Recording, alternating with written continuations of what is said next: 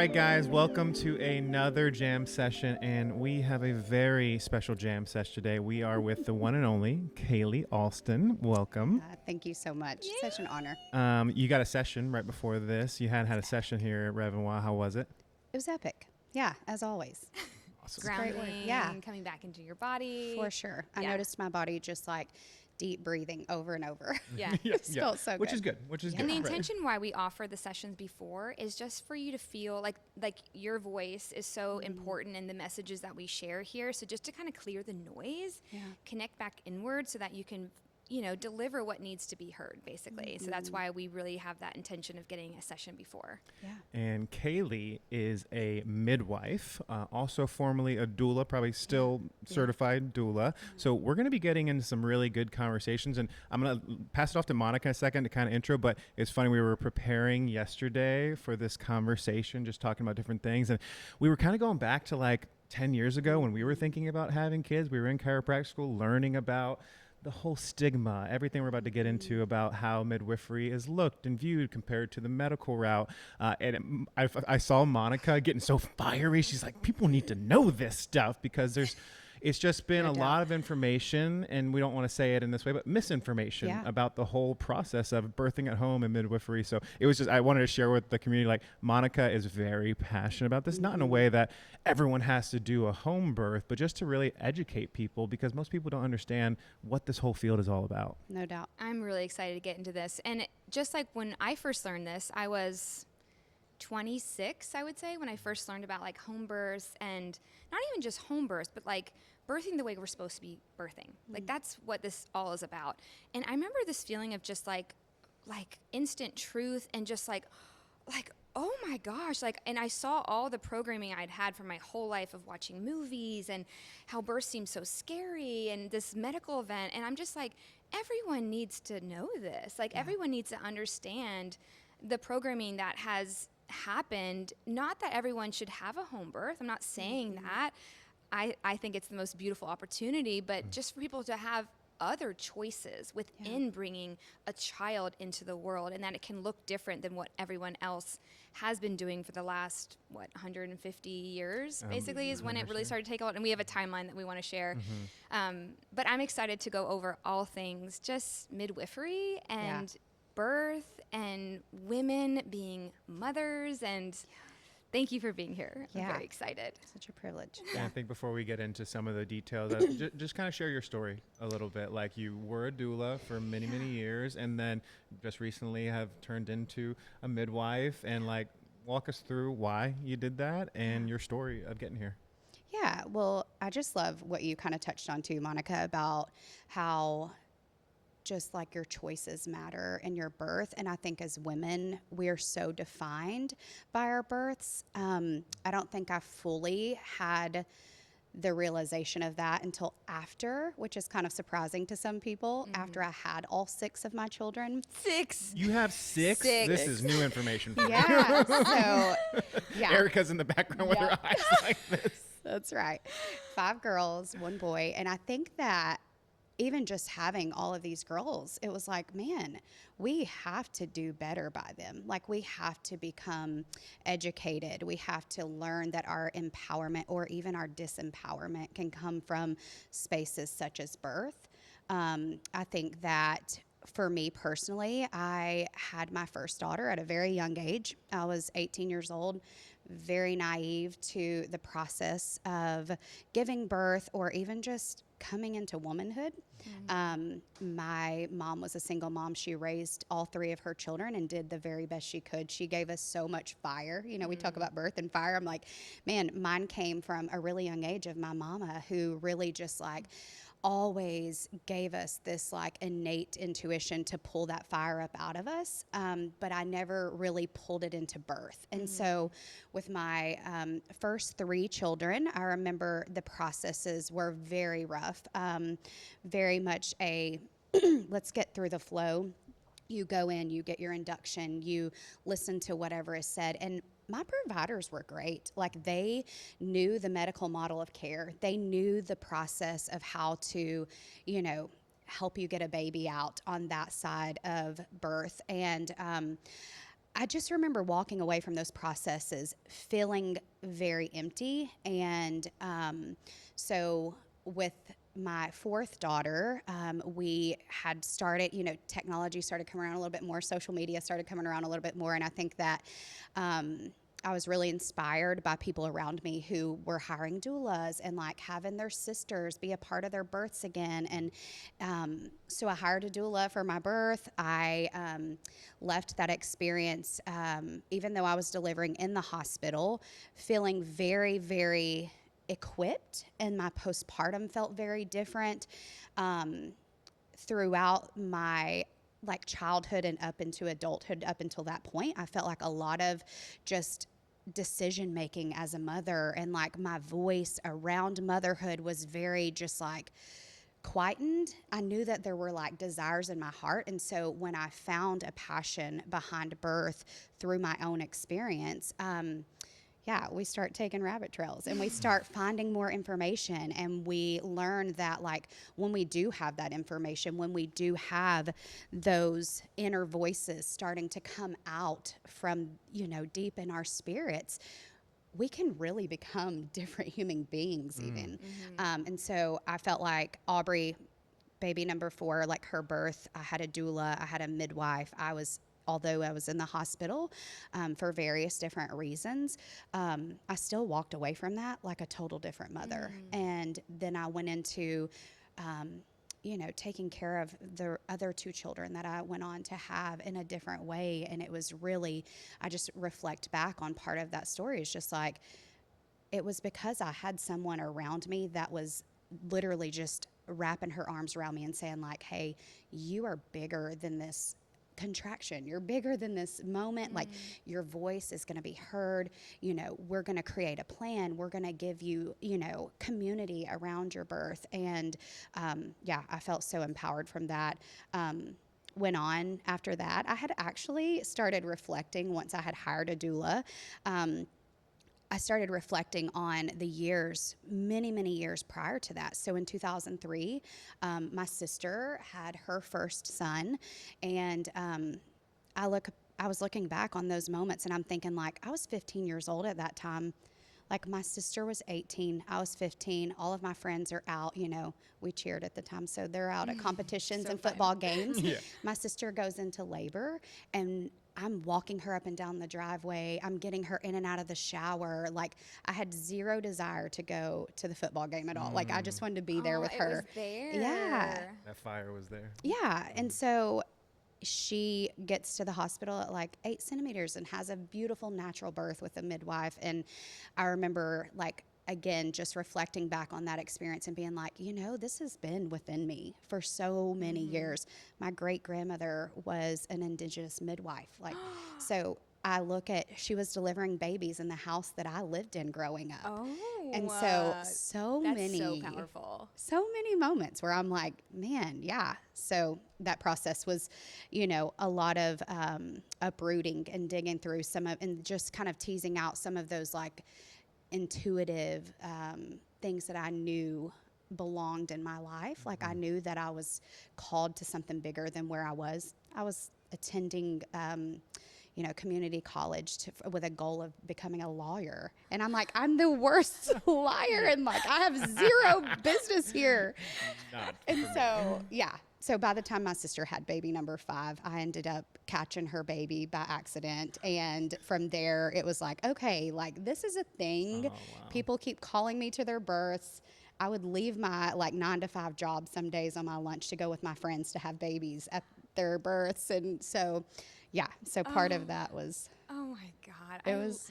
I love that. And that's what birth is supposed to be like. Like we were looking at the timeline of like what it was, and like what the 15th, 16th century was midwives were dominant. And that's how like it was a sisterhood, and like all the women were around, and like not even just delivering babies, but like giving wisdom about 100%. How to nurse, mothering, like all things womb care basically. And then it just shifted, I would say, in the late 18, early 1900s, which I want to get into the timeline in a little bit, but you said something interesting, like you felt empty those first 3 births.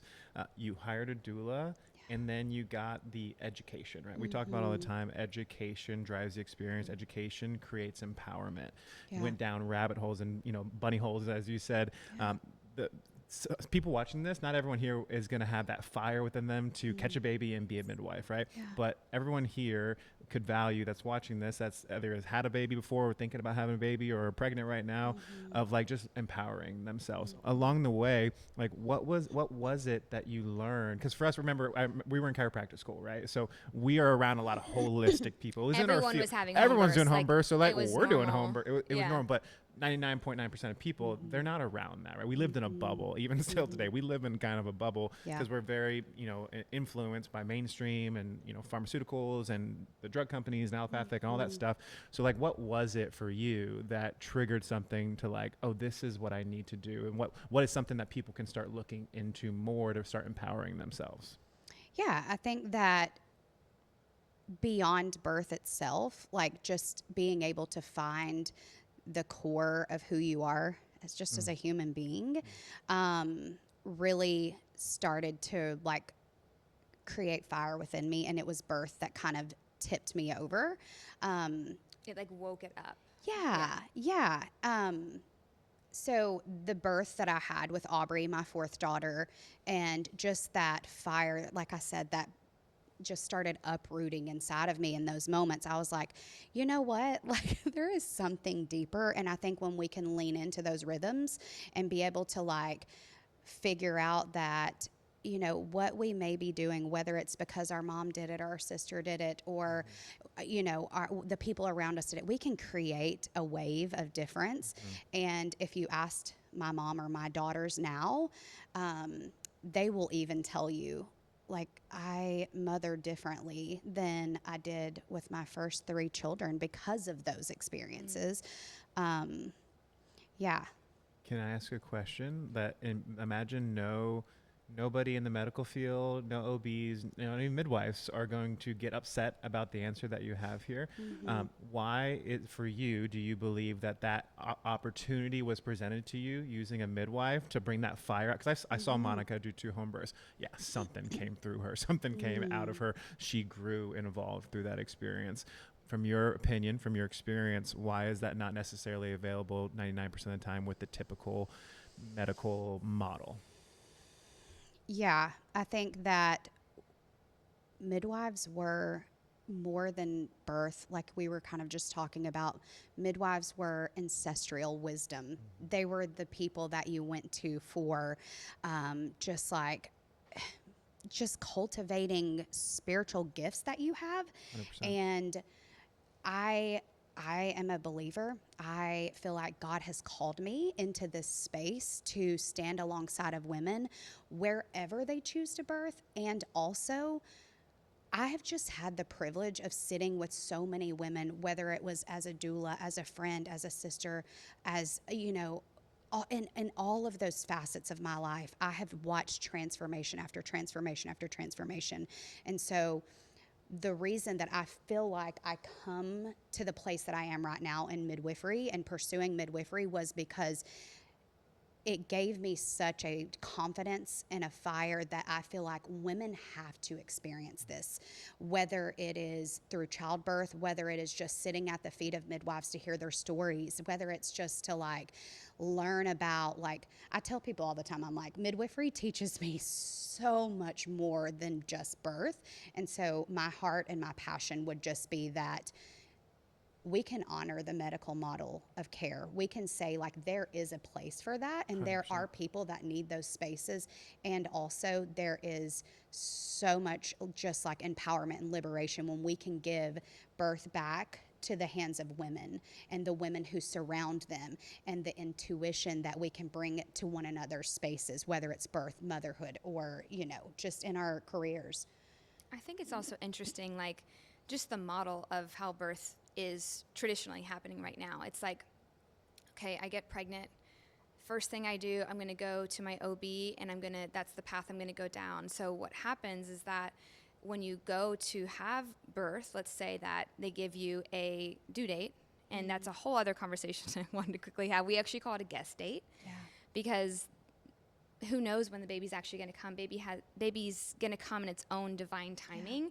Rocky came at 42 weeks and 6 days. Yeah. And I'm so grateful for just the care I had to honor my body and to be monitoring to make sure it was safe to go that long. Yeah. But anyways, we'll talk about that in a minute. So then I get induced if I'm over 40 weeks, and my power is immediately, my power, because it's unsafe, which is debunking that is a huge thing. My power is immediately given away. And it's saying that my body is not capable of delivering this baby. That to me is the thing that makes me the saddest and the most angry, because no woman deserves to feel that way. Come on. You know what I mean? Like, right. And so from there, it's this like machine, or like, what's it called when you're assembly line? Assembly line. So I'm induced. And then from there, it's like 33% more chance of having a C-section because I'm induced, because I'm disconnected from my body, disconnected from my innate. And then from there, everything is taken care of. And I'm just like dissociated from my body. It's happening to you. And that's where all this trauma comes from. And I experience a lot of people's trauma when I was pregnant myself. This is what happens. Anyone listening is going to experience this, whether you've had a baby or you're pregnant now. Anyone will come up to you and vomit their horrible birth stories because they're actually trying to process and integrate it and make sense of it subconsciously. And so just to clear all the trauma is to come back to self and be like, my body can do this. Yep. I can birth. Like I deserve to have a beautiful birth, whether it's in a hospital or at home or in a creek, wherever it may be. But I think coming back to self is the most important part, and knowing that in the trauma with people sharing all their scary birth stories, a lot of it's actually a lie with like the cord wrapped around the neck. That's actually not necessarily a dangerous thing. It's so common. We see it every day. Exactly. Look at her face. It's like, just, what? You're so right. And I think that it goes beyond just like the processes, the movement, the assembly line. It's like, then what? Then what do we expect? We're creating, when we bring women back to the center of birth and we talk about how they were held in those moments and how they were held in those spaces, what is the rest of their generations? What do their children's children look like when this happens? It's Exactly. And then if your power is given away, bringing the baby into the world, then it's like you're not set up to fully be there with the baby, like you were saying, because you weren't. So if you went into birth being like, my body can do this, like I'm meant to do this, I'm meant to nurse my baby, like this fluid's coming from my body to nourish this baby, it's like you're already preparing for what comes after the birth because you're connected to the baby in your womb. And so when the disconnection happens, I think mothering becomes even harder because it's not, the connection wasn't cultivated from the beginning because you already gave it away. Yeah, 100%. I think fear is the biggest driver of making a decision through this process, whether to go through the hospital, go traditional, or go through midwife. We were lucky and we had that. Like, I had Monica here, like for her, she was full, like, this is what I'm doing. I really didn't have a say in it. I was a full support. And I'm formulating a thought right now, and I don't necessarily have anything to say, but I work with we work with a lot of people. We meet a lot of people. They get pregnant. 50% of them, it's like, hey, I'm going to go to the hospital. The mom says they're not necessarily ready for that, but I want to be an empowered birth. The other 50% is like, yeah, I'm thinking about possibly going through a midwife and doing it at home. But there is so much fear. And a lot of times it's also like the husband as well, that influence, because they're just coming from a place of like, this is going to be my kid. I don't want them to die. And it's one of those things that because we've been so conditioned with false stories over the last 100 years, it's just like, no, it is safer to do this. Like, it's safer to do this way, but that's not necessarily the truth, correct? So true. Yeah. And we all can acknowledge that there are nuances to the situations. We can say, high risk, low risk. Yeah, there are different variations of where you come to in your pregnancy. There are things that we need to be paying attention to, and that may need a higher level of care. Oftentimes it's that fear that is what's driving. And if we can look at nervous system regulation and where these roots are within the spirit of this woman, whether it's their partner from, external sources that are giving them this fear, or whether it's just like something coming up for them. it's certainly seen day in and day out. And I think that we live in a culture now that's so, glamorized, like home birth and having the pictures and having the posts to be able to throw out on social media are so glamorized. But really the reality is it's so enlightening, and it's so just like heartwarming to me when I see people who come in with the fire that you were talking about that she had, where they're like, no, this is what I was made to do. I know what I'm doing. This is what I'm doing.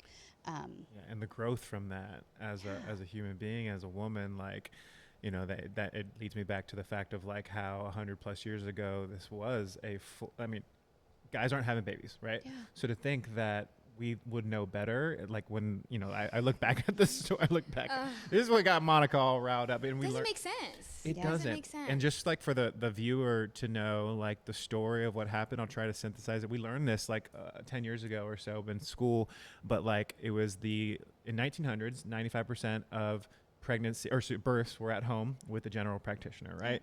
And there was different stuff that was causing maybe infant mortality and other stuff like that. But then 1910, Rockefeller and Carnegie came together. Rockefeller funded it. Carnegie created the Flexner Report, and it was essentially like telling medical schools what to do from across the board, from birth, from pharmaceuticals, from all this stuff. And there's a lot of money to be made by doing certain things and interventions, which that's another story, right? But that's just kind of there so people understand that. That's just the facts, though. And from 1910 to 1930, over the next 20 years, birthing at home went from 95% to 15%. And then there was this huge, and chiropractors know this, the medical model, if they don't like what you do, they think that's quackery, they'll put the propaganda machine on you and tell it like, push you out. That's unsafe. They're not hygienic. They're not doing the right thing. It's quackery, right? And so in that short period of time, midwives were just pushed out. And so I share that story is because we've been duped. Like, let's be real. Like, we've been duped. That's not the truth. And what's cool is seeing our midwife, and we've had two different midwives throughout this process. And so when Monica was 42 weeks, 6 days, like we took different precautions, and they were not like, yeah, you're fine, it's all good. No, they're like, hey, we should probably do this. Check the amniotic fluid. Let's do all these things. Like, you're very well trained. And I think that's the biggest thing I want. Like, we want to talk about some of the myths. Like, you're trained very, very well. What does your training look like? Like, what have you gone through to get to this point right here? Because it's not what most people think. Yeah. I love that you're bringing light to this too, because it's an experience that I feel like a lot of midwives have kind of just zipped our lips and just kind of, sat down and just like, okay, if they're going to say that, we're just going to let them say that. And unzip those lips, girl. It's just, tell them. It's rough. I personally, my process definitely looked different than most people. I did not come into midwifery fresh from never having attended a birth. I'd attended hundreds of births when I came into midwifery school. I knew that I wanted to be a midwife. I had been a doula for several years. I had been assisting home birth midwives. I had seen the transformation in just these women who were giving birth. I had seen the transformation in their partners, their children. So my process, what I did was I started in midwifery school. I went to Midwives College of Utah. It was a Bachelor of Science program in midwifery, and in Salt Lake City, Utah. It was a program, very rigorous, very thorough. The trajectory of my timeline was going to be a full 5 years of intense studying and just very so we had our didactic portion alongside of a very hands-on apprenticeship as well. And so that process for me, I spent a little over a year at Midwives College of Utah. Some big life changes happened in my family, and I kind of sat with where I was and what my vision and what I wanted for the future of my own practice, and decided that just for my way of learning, that I really appreciated sitting at the feet of other midwives and learning directly, hands-on, what does this look like? How is this, how is the process of how to support a woman from pregnancy to postpartum and her child look like in the actual environment that I'm going to be working in? And so when the shift happened in 2021, I just kind of prayed through it, and I said, Lord, where where does my path lead from here? And so I visited a midwife in Kentucky who I apprenticed with for a little bit, off and on. She was fantastic. She took a high volume of births, so 26 births a month on average she was taking when I was there. She was constantly training up the next midwife. Her life was completely dedicated to raising her own children, I've but heard also, of this. yeah, she's amazing. Yes. One Tina, she's epic. Yeah. But so, just to back up, I was in midwifery school for a little over a year. I decided to switch gears. There's 2 paths that you can essentially take to become a certified professional midwife, which is my credential.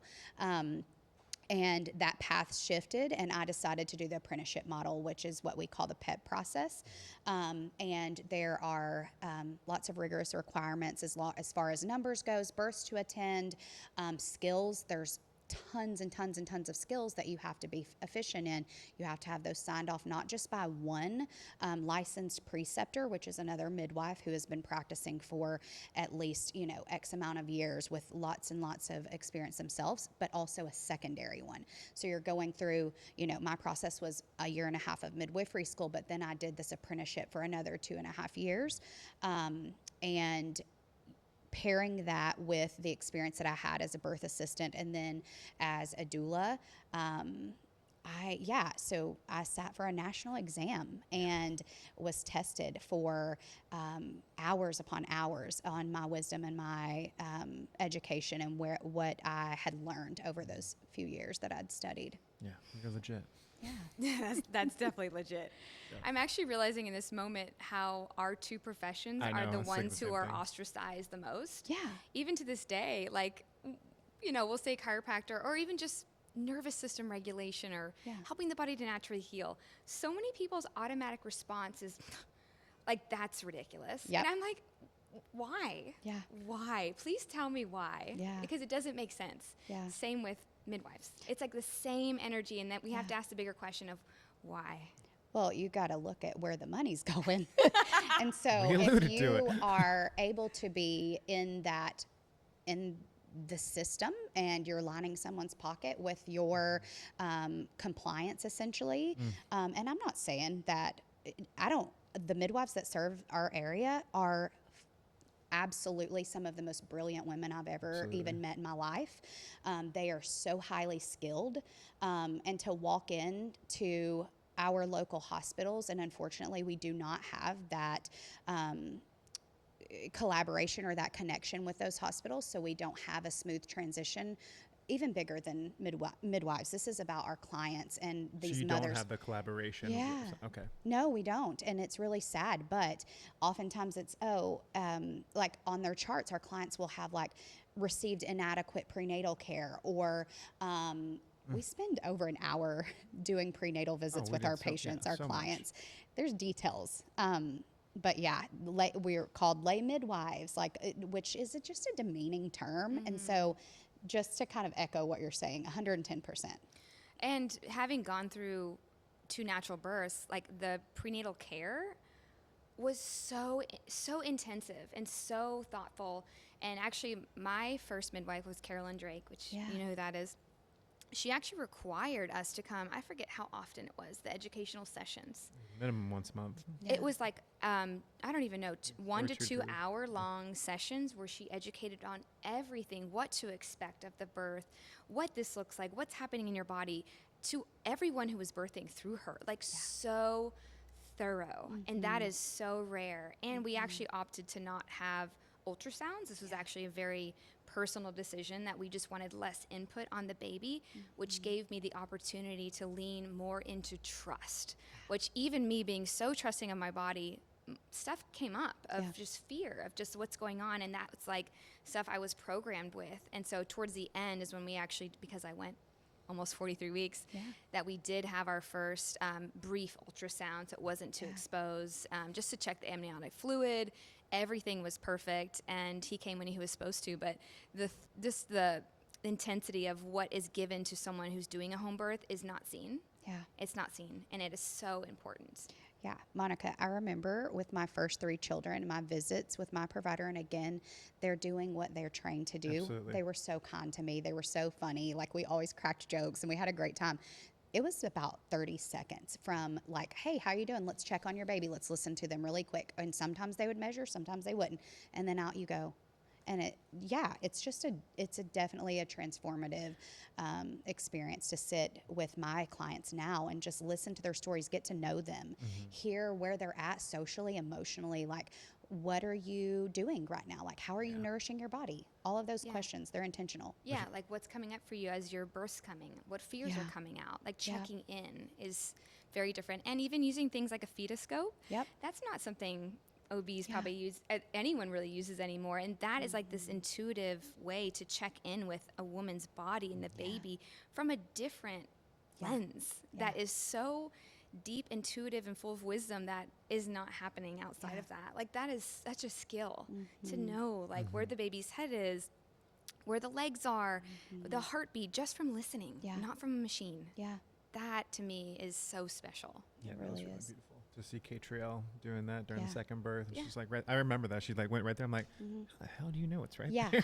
Yeah. Like I would never know where Well, that's and at. just like putting your hands on these bellies and like feeling this baby, getting to know that baby, even as the provider, like on this other side of things, like connecting with this other life is so, it's so special and intimate. Which that energy is like so different than the 30 seconds in. So, which probably, again, we are seriously not trying to push anyone to do anything that they don't want to do. But like, just think about that. 30 seconds, 3 times over the course of 4 times over the course of 9 months. It's pretty efficient how they can still make you laugh and do all that stuff in just a short period of time. But then when I call it game day, when baby's coming, right, there's not a lot of rapport there. There's a handful of experiences where it's got to feel so much more gentle, so much more guided, so much more in your power in that fire. If you have someone who's been holding that space with you for longer periods of time, that if you have a fear come up, like you feel much more comfortable sharing that with that person. You said, did you want to say something else? Good. You said something. Okay, so there's in Tennessee, at least, and this is different in other states, obviously, there's no direct connection to the hospital. If there's an emergency, but I want to say that based on what you said, maybe fix what I just said. I'm trying to like make sure to say it right. But there's a stigma that it's like home births are dangerous. If something happens, you're not going to be able to get to the hospital. But we've known a handful of people, like there were complications that came up, and they made it just fine. They went there where the ambulance came and it was all good. Like, can you walk through what that looks like to maybe ease some minds for some people that if something were to happen, what you've seen, how the whole process works? Let's just preface this by saying women who are like home birth candidates, like that we take as home birth midwives, if you are licensed, usually this is part of our licensure and our requirement is you have to be low risk, healthy women. Like you have to be able to meet that kind of threshold so that we are balancing what is normal and what is a variation or an outlier. And so when we talk about the collaboration of care or transfer of care, unfortunately, I think that it is really just back to a lack of education. I actually had a transfer of care last week, and the birth was beautiful. This first-time mom just sailed right through early labor into active labor. She rocked it. We got towards the end, and we had a little bit of a hiccup, and we needed a higher level of care, and we had from the time of the complication to in the ambulance to transfer, it was 10 minutes.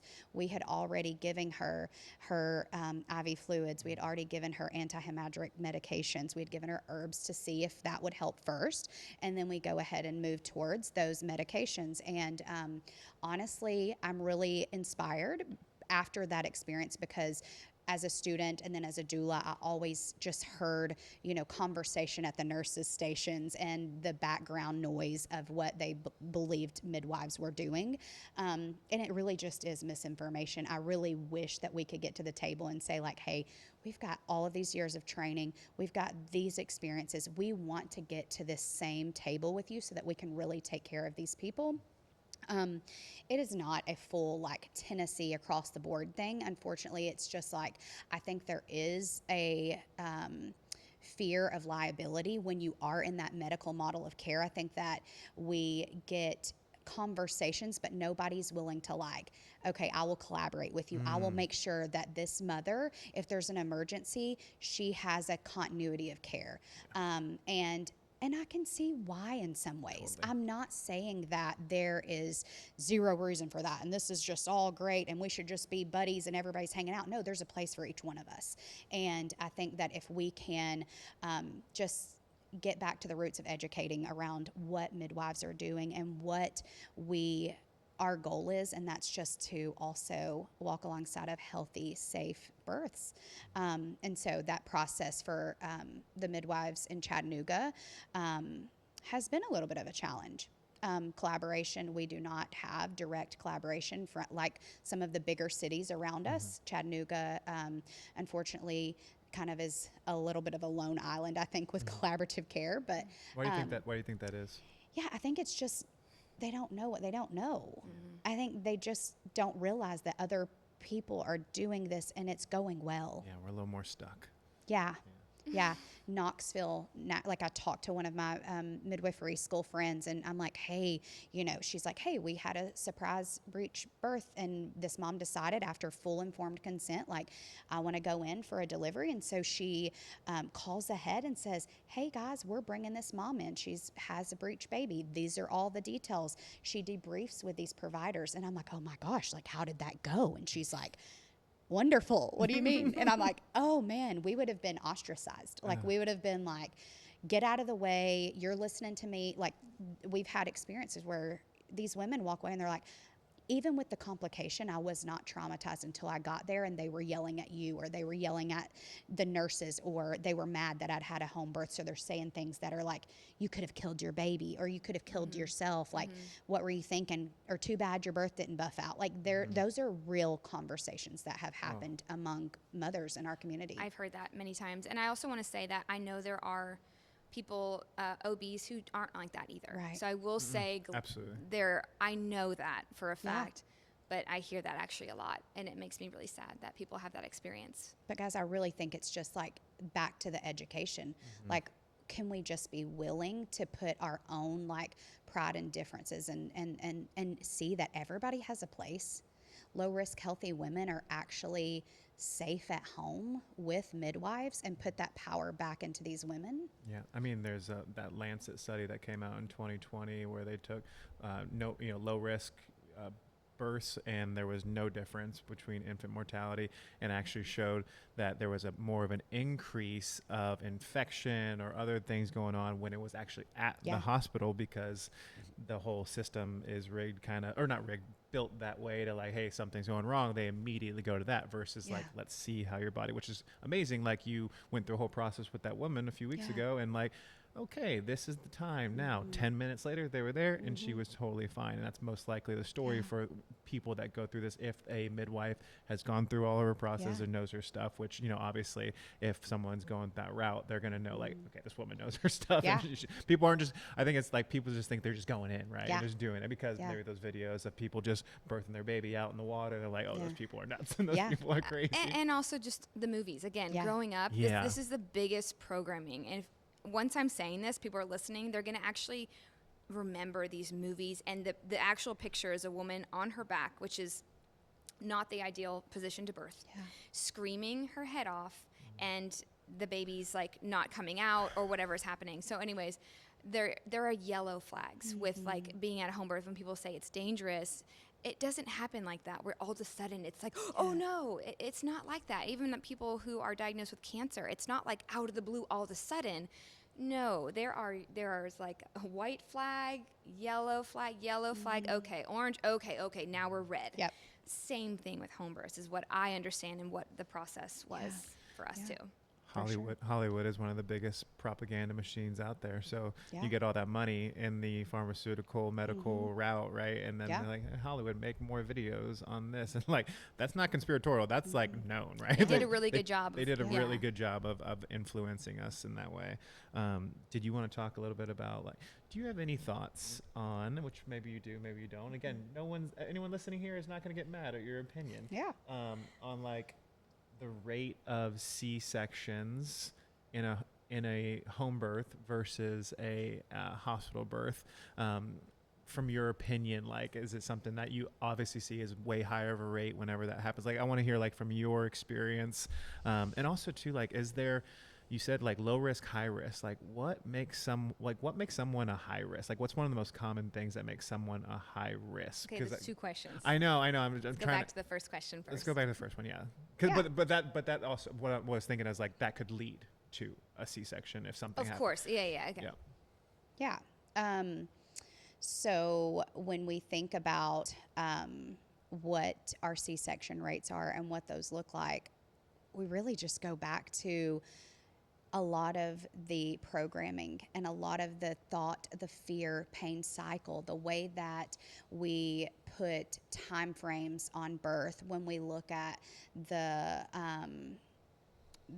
studies that they put out many years ago that were trying to say, you know, like, a woman should dilate this amount of centimeters every hour. And there's just like so many systems, there's so many structures and parameters around birth that it becomes, you actually kind of walk yourself right into it, unfortunately. And again, I can say, like, I had 6 hospital births and every single one of them were very different. I did not have a C-section, but I have delivered a breech baby. I have delivered multiples. I have had lots of experience with different variations of birth. And I think that one takeaway that I can say that was different from each set, so my first 3 and my last 3, were knowing and being aware of what those kind of snowball effects looked like, knowing that those were the things that would then increase my risk of surgical birth. Also acknowledging how this, like, C-section is a major abdominal surgery and how that looks in recovery for breastfeeding, for bonding, all of those things. And so, and then to just touch on like high risk, low risk stuff, you know, I feel like one of the more common things that we see today is like preeclampsia, and also like breech birth. Like, people think that because breech birth has essentially been ostracized and we're not training obstetricians anymore on how to catch babies in different variations of presentation, we are more prone to cesarean births in that manner.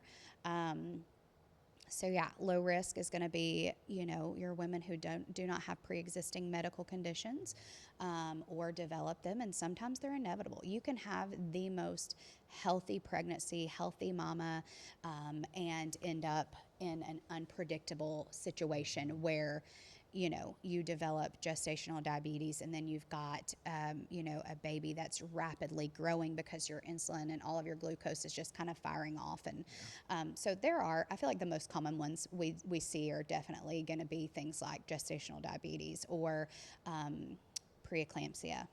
Gotcha. I read a stat that the national average for home birth C-sections is like 5 to 10%. And then hospital ones is 25%. Yeah. Upwards of 40 to 50% C-sections. Yeah. So just to put it out there of safety, I think it's important to know stats, like to educate yourself and to be aware of what's actually going on versus what you've been told. Yeah. I think something we've danced around, and you shared your story after the first 3 and the last 3, like the fire that came out. I think it'd be great, Monica, if you kind of share your story of both or together what birthing at home gave to you through the natural process. I think it's because that's like that's like, why would someone want to go this route? Like, what did you experience and what did you gain from it? Oh, that's such a big question. Sorry. Okay, set the timer Here we go. We gotta go. I think when I was first learning about home birth, again, it just felt like an instant truth, or not even, again, maybe not just a home birth. It was just like birthing in freedom, I think is maybe even just the way to say it better, that's more accessible to people. Yeah. And to trust in my own body. But I think the thing that interested me the most is that I had a lot of women who had done it before. So it's not like I was like by myself with my hand raised being like, I'm going to do a home birth. And I wasn't educated and I didn't have anyone around me to share their experiences and their wisdom and hold space for me. So I was very interested from hearing their stories, reading all of the Ina May books, watching The Business of Being Born. If you have not seen that movie with Ricky Lake, this is a classic story of someone who had a hospital birth. Things went the way that she didn't know they would go, nor would she want to go. And then her second time around, she did a lot of research and actually ended up doing a home birth, and she documented the whole thing. It is what woke me up to what's going on, and I love the title of it, The Business of Being Born. So that was a huge part of it. But beyond that, it was, to me, the opportunity to basically transcend through birth. And I read in one of the many books I read that actually having a natural birth is equivalent to 7 years of meditation. And I'm just like, she's got 14 years on me, man.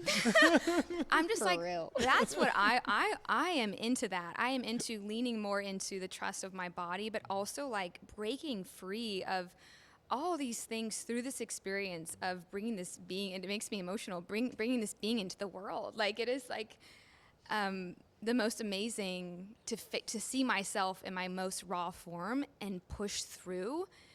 It was the two most transformative moments of my life. And everyone has that opportunity, and I just think they don't know that they have it. And so for me, the first time I chose to do a home birth, we had all the education, I did all the books, and I actually hired a doula. And because I was like, I want a woman there who's holding space for me, not just the midwife, another woman who's there that, and I picked her. This is the most important part. You have to pick your people. You know this. Because when you're giving birth, especially if you're doing natural birth, you're in your most intimate, rawest form where you have to feel safe. To the point where the person who was even doing the photography, I had a photographer, I had to feel safe around her. Yeah. Because I knew that in that moment, if I didn't feel safe when my body was doing what it needed to do, I would block it and be in resistance. Then from resistance, that's when those yellow flags could potentially arise. So I wanted to be a full green light with what my body, get out of the way and let my body do what it's supposed to do. So the doula was clutch for me, just for her to be there with me. And Matt was, of course, holding space there. But he wasn't in my body, and he didn't know what to expect. We both didn't know what to expect. And so the second time around, I actually just had Matt there because he was there the first time, and I felt the safest. I had done it before. So I'm like, I know what's going to happen. I know how I want to do it differently. With all that to say, the first birth was very different than the second birth. And they should all be different because they're different souls and soul contracts of like how they're supposed to come into the world, how I'm supposed to be guiding them into the world. We're both doing this together in tandem. So my first birth was at the end of 43 weeks, and he came within 7 hours, which was a bucking bronco. Aggressive. I think she said impressive. Oh, okay. I think it's impressive. I'm like, first baby, 7 hours. It could be, he could have been aggressive in his coming down. And it actually humbled me more than anything in the world because I was like, I got this. Like, I can do a home birth. I know all about it. And in those moments, I just paid my respects to all the women who came before me. Yep. And even apologize to all the women who didn't do a natural birth that I judged, because I'm like, everyone should do this, you know what I mean? Kind of on my high horse. And then in that moment, I'm like, apologizing to everyone around me, you know, in the spirit world, basically. Of just like, I am so sorry that I judged you. I understand why you made the decisions that you made. This is the hardest thing I've ever done before in my life. But then the second time around, it was like an Ina May birth and she was born in our house that we had just moved into 2 months prior. Yeah, in our bedroom. And it was the most beautiful all day long, gentle birth. We had music, we danced, we went on walks, chai tea lattes. It was just beautiful. And she came out even in the veil, like halfway through, the sack popped as she was exiting, and it was just, it was beautiful. And all I wanted to say also, he's 6'3", I'm 5 foot. Yeah. The whole time I was pregnant, I would get these comments, that baby's not going to fit out of you. Oh, yeah. How are you going to do that? Oh, like kind of hinting at maybe I need a C-section. And I'm just like, shutting it down. No, like my body will not. Thanks, but no thanks. Stop talking. My body will not create a baby that can't fit out of my body. That's not how it works. And so I think that we need to stick with that more. But anyways, that was just a side comment. But did that answer your question? That's Anything you want to say about your experience? Because I think you should Yeah, share. let's hear it. No, I mean, you said it perfectly. Share your, like, how it was for you. Like I said, you wanted to do this. So I'm like, this is what we're doing. I got on board. I trusted. It's funny. Like the first one, like, I'm not doing any drugs, not doing anything. And then at one point in time, and I know you won't care if she's like, I want, I need to take something. She's like, wasn't serious. She's like, but I feel like You're like at the end of need, yourself. I need You're to. just like, yeah. And so it's beautiful. Yeah. And so I was like, we didn't say, like you said, you didn't want that. Like, I don't care. But no, like she was like in that state. So it was in my head too. I was like, okay, if I want this, like I know I have to be transferred. But you know what I mean? I'm going through it's these deep fears that were coming out, which is, it happens. I get it. And I'm so glad I didn't get the epidural because I faced my fears and I moved through it. And I did it. You know what I mean? So, yeah. I think it was a beautiful experience. I was just there for the ride, holding space for her. I didn't do anything. I was just holding space for her, loving her up. Like, only thing I could do. So, all you men out there, partners, just like hold the space for that person because that's all you can do. And just be that full love, be that full light. Second birth was the best day ever. We had Cardi B music on. I just remember Cardi B dancing to that. Pump subs. It was a great day. And I think the two pieces that I say is like, you talked about the stories people share, right? Like, and like, oh, this is gonna happen. This is what happened to mine. Like, cut that stuff out, ladies. Like I'm not a lady and I can't do it, but that's your story, right? And so if anyone's watching this, like, have your story, share it, but let this woman who's about to have a birth, like, say like, oh yeah, it was tough, but you're gonna do amazing. Like, give them a little bit more like freedom to have their own story. And if you don't, cool, that's on you. But like, if you're about to have a baby, you're gonna get pregnant in the future, like, just know no one else's story has to be your story, and you can put that strong intention, which Monica did so good, coming from the first birth where there was a little bit more challenging and moving into the second birth. And then the biggest thing that I saw, especially the second birth, because the first one we did it at the midwife's home because she wanted first time moms to do it there, which I'm really glad because we also lived in a 500 square foot apartment at that time. With so paper thin walls. So our neighbors would not have been happy about The whole building. Birthing in freedom. At the hospital, most of the time, they don't want you to stand. Like, you got to lay down. You got to lay down and be on your back. There's no freedom there. And like, that's just innately, even as a man, like, that's not natural. That does not feel natural. So being able to do something like this and being able to, like, I saw you move and dance and being on a ball and then go into the tub, like, that was something that allowed you to have freedom. So I think that's the biggest thing that I saw going through this process is like, I'm so grateful that she had the ability to just like follow the flow of her body and what she needed versus like that structure of this equals this.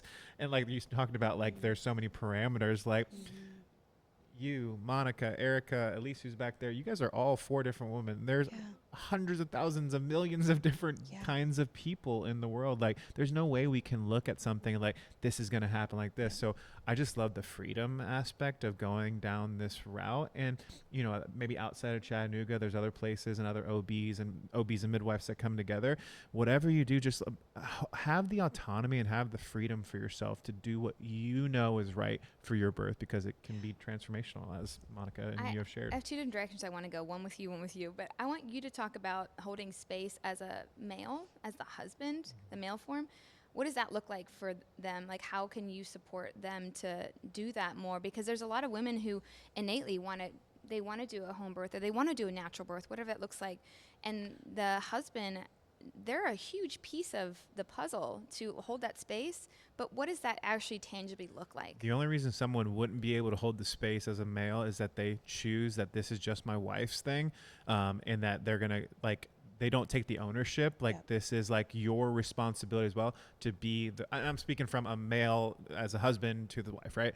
Like, for the guys out there, be a man and learn about and empower what this whole process is going to look like. Because then if you have that understanding and education, like going through Ina May stuff or the business of being born, and like seeing stuff about like, oh, this is the whole process and actually is very safe, this woman, and does have her credentials, you will be in a much more strong foundational place that if shit hits the fan, if these things up, like also there was like stuff going on where like, hey, it was taking a little longer. I was there. The midwife told me something. Doula said, hey, this would be helpful. Like, be a participant. Now, again, I think a lot of men are awesome at that, but there's some men out there that are like, they're just like, back in the day, right? What happened? The women went in there and the man left and was smoking cigars with the boys, right? So it's ingrained in our DNA. It's ingrained in our genetics, right? Epigenetics wise, though, we can shift and we can change. So if you want to make sure your baby's safe, you want to make sure your wife's safe, like, take ownership. Obviously, no, it's her. You're not birthing this baby, but holding space is just giving that woman her support that she needs, giving her the love that she needs in the moment, and just getting your own shit out of the way, because it's not about you. It's about it's about mom and baby coming right now. So like for the 7 hours or the 24 hours, whatever it is, like, just freaking be there and support. I think it's also holding the line. Like, I know you hold the line. My doulas held the line for me as far as like when I was doubting, the line was there. And so if there's fear in the partner, it's easier to sway towards the fear when you're feeling fearful. 100%. So to trust in her body and hold that line to where if she is scared, your body's doing exactly what it needs to do, and paying attention and inputting that wisdom, and that, you know, that's a huge part. And that's, and you know, if a man decides not to look into that stuff, he's just being lazy and he's actually being an a-hole. Because like, luckily for me, I'm not trying to like down anyone, because if you do any sort of research, you got 9 months, right? Yeah. Like, spend an hour a week looking into some stuff, right? You'll go down the road, and just like when you learn new things, it's like, oh, I never knew that. I didn't know that. Because it's like, you can be you can either not look at it, or you can be actually look at this stuff and be like, and that's why I was saying, it's like, went to chiropractic school, like, it was ingrained in me, like, this is nice. So I had a different experience than 99% of the men out there. So just educate yourself and look into these things. And then if you find that, you know what, actually for my wife and for our family, I think it is actually better, at least you put in that work to look at that. But if you didn't do that, that's not very fair. Yeah. You would be so surprised that, I love how you were saying, like, this is her birth, this is her body, all of those things, but you would be so surprised to know that your energy in that space is probably what carried her through so many just layers of unpacking that she was doing in her birth. So when you show up in that full, just like, posture of like, whether I know all of the Lamaze techniques, whether I know all the positions, like, your energy just holding that space for her is, it's the most transformative thing. And especially coming from a midwifery aspect, like, when I see a father or a partner who is involved in the birth, whether they have all of the boxes checked for classes and the things they've done, but they're just like full abandon, showing up in that space, they can make or break that birth so easily. So unpacking those fears, so taking that pride and setting it aside, like showing up full transparent, it really can create an energy that can either, fully support or tear it right down. So. And I will say, like, I'm not naive up to the fact of like, I was nervous too. Yeah. Like, of course, this is new. So if you're a first time dad or not, like, it's okay to have fear that comes up. I'm not saying don't be fearful, but like, at the end of the day, like, what can you do to move through that fear? And that's what I think, full masculinity is in that moment. It's like, I got some shit, but I'm putting this aside because I got to be here for her. Yeah. Talk about how you're not allowed to eat during births. Please talk about that. Did not see that coming. Here's also my birth experience, was that I was free to eat, I was free to drink, I was free to move, and I felt so safe. And I left that experience feeling just glowing. Mm-hmm. And that is not the case in hospitals. So talk about that. Yeah. I think it goes back to just like studies that were maybe not even approached in a full evidence-based way. Those studies are now like debunked, essentially. It's basically like, and think about it. Like, if we're talking to a trainer that's training their athlete to prepare for a marathon, we want them bulking up, we want them eating, nourishing themselves, having the stamina to be able to persevere through this challenge. And so with birth, it's very similar. It's like, why are we depriving women of their autonomy to even nourish their bodies in birth. And That's crazy. 24 hours of a birth and you can't eat something? sometimes it's even longer. And it's like, it's probably why it takes so long, is because they're so depleted. Well, do you Great. think it's because they're already thinking that they might have a C-section, Exactly so what it's it is. surgery? That's We're really moving what it out of a is. fear. So I think We're out that's of why, fear. but I Yeah. wasn't sure what Yeah. else. Yeah. That makes sense, though. They Yeah. want an empty stomach if they're going to go under abdominal surgery. So like, if you're that's big. already putting that out there, Right. what does that do to the wiring of this person who's going to deliver their baby? Like, if we're telling you, like, no, we can't let you eat because there's a huge possibility that you're going to have a surgery, like, that's going into their nervous system. Yeah. That's makes- one that gets me really wired up. And I think, and again, I think, Sneaking people I think snacks. Yeah, I had hilarious. honey. Like I had honey Yeah. sticks. That was like I think it's one of the best things that's easy to digest during birth. Like And I think about that's it, like best. we get to that point in labor, we're hitting transition. Why do you think it's called transition? We start not wanting anything to Yeah. eat. Like Yeah. we really naturally know how You're to not move eating when you're like No, we're not getting inside yourself. No, You're like not at all. gorging on a Push. Big Mac. Yeah. Yeah, it's not like that. Eating a Just turkey give me leg. a minute. No. Hold on, baby. Yeah. Monica did not have a turkey leg at the end No. of the last couple hours. Yes. You naturally just start like going within yourself and pushing Yeah, yeah. away like sustenance and We're nearing the end of this conversation, and we could probably go for another hour, but I want to respect our time and all that. We had a conversation with someone recently. She's created a nonprofit called the Sunrise Coalition. We talked about the postpartum care. This could probably be another hour-long conversation. It's not something to skip or skim over.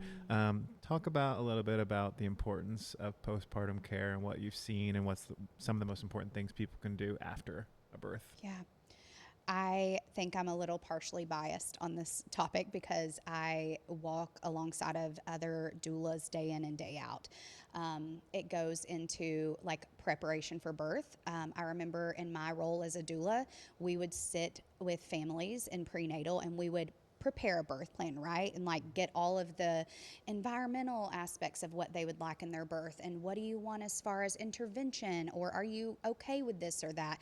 But then we would kind of like transition over into this like, okay, we understand that it's kind of common knowledge in your household that the dad's going to take out the trash or whatever after the That's baby right. comes. But I made her do actually, that. all the you're like, yeah, All the get the time. trash. Baby No. or not. No, but we would transition over to that like postpartum planning. I was always so passionate about like, again, the birth is super powerful, but what does postpartum look like and how do we hold one another in those seasons and how do we show up in just like full, like full spectrum, trying to walk alongside of a mother while she's healing, while she's lying in, while she's just nurturing her baby. And what does that look like for the future? So we would start in the prenatal. We would start preparing postpartum plans and we would talk through just like some of the other cultures around us and like how they hold women after birth and they're offering nurturing foods and they're, hot healing soups and broths and, people are just coming to like do laundry and those types of things. But what we moved into in the century and the culture that we're in right now is like, oh, you need to bounce back. You need to get back to work. You need to get back to making your money. You got to, do the things that you did before even becoming pregnant or carrying a child. And we lose sight of what the importance is in postpartum.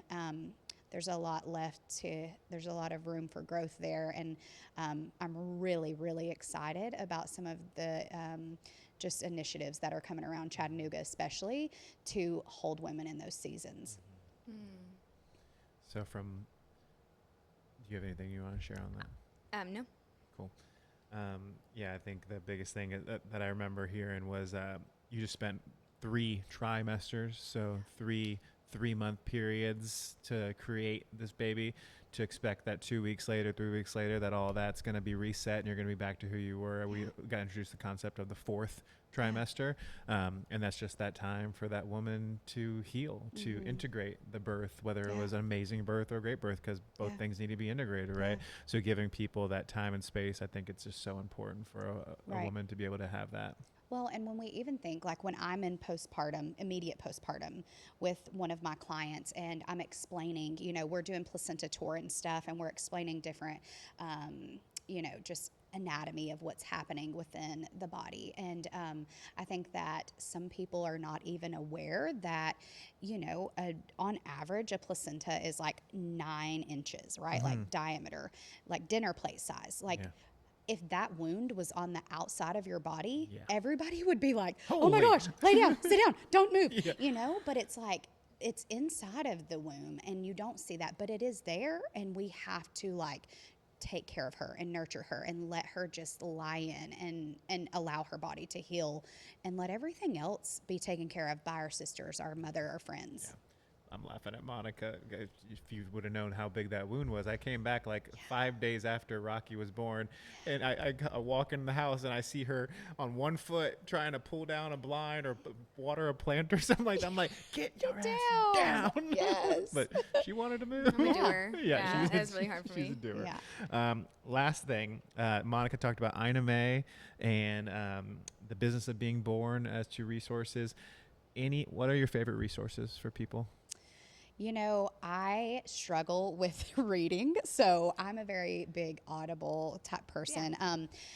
I really believe that beyond our education and literature and books and research and studying, it's getting to those feet again of those other people in your community, those midwives, the other moms that have had home births, the people that are even in a hospital birth, but they equipped themselves and educated themselves, making that connection. I think that's part of who I am just at my core is just like community and connection. And so my biggest resource is like, go find your community, go find the people around you that are going to breathe life over your birth, over your experience as a mother. I love that. Is there anything else you want to say that hasn't been said or that came up for you that you want to share?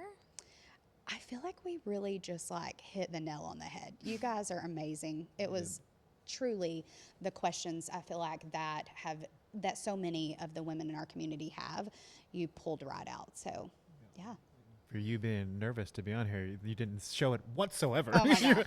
I want to see what not nervous looks like. I'm going to text y'all afterwards and be like, we forgot this. I know, and me too. There's going to be a lot maybe I want to share. I mean, again, that's why we have 9 months, right? That's why we have 9 months to prepare. There's so much in this category and conversation. This is probably one of many conversations. We'll definitely have you back down the road. Cayleigh, I appreciate you so much for not only being here today, but for the human being that you are, providing a space for people and women specifically to really grow into themselves. Where can people find you and connect with you? What's the best way to contact you or read some more of your stuff, whether through Instagram, social media, or website? Yeah, so we're on Instagram under the Well Birth Services. Our website is kind of in a transformation right now, so we're still under birthingwelldoulaagency.com. And then, on the website, if you have interest in midwifery care or any of our other services, feel free. We have forms there that folks can fill out.